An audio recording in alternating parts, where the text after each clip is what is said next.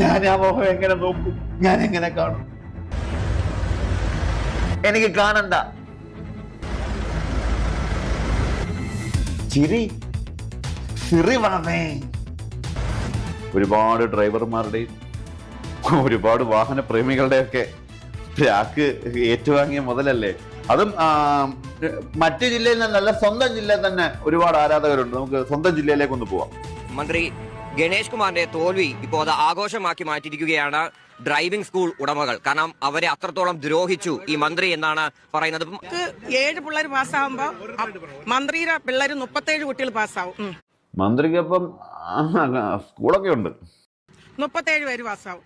7 കുട്ടികളായിരിക്കും നമുക്ക് പാസ്സാവുന്നത്. ഏത് രീതിയിൽ ഞങ്ങളെ ദ്രോഹിക്കാൻ പറ്റുമോ ആ രീതിയിൽ അത്രയും ഗണേശ് ദ്രോഹിച്ച്. സാധാരണക്കാരുടെ സ്ഥാപനങ്ങളെല്ലാം പൂട്ടിക്കുക എന്നുള്ളതാണ് ഗണേശന്റെ അജണ്ടയിലുള്ളത്.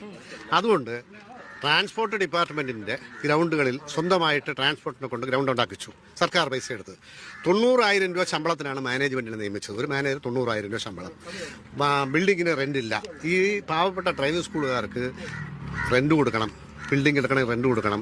പഠിക്കാൻ പിള്ളേർ വരില്ല. കാരണം എന്ന് പറഞ്ഞാൽ ഇതാ ഇവിടെ ഒരു വലിയ കൊട്ടിഘോഷിച്ച ഒരു ഓട്ടോമാറ്റിക് ടെസ്റ്റിംഗ് കേന്ദ്രം തുടങ്ങി. ഇന്ന് വരെ ഒരു 6 മാസത്തിൽ കൂടുതൽ ഇതുവരെ ക്യാമറ വർക്കായിട്ടില്ല, മൈക്കില്ല, ഒരു സാധനമില്ല. കാടും കയറി ഡ്രൈവിംഗ് സ്കൂളുകാരെല്ലാം ഇവിടെ പൈസ പിരിച്ചെടുത്താണ് ഈ ഗ്രൗണ്ടിലെ കാട് വെട്ടി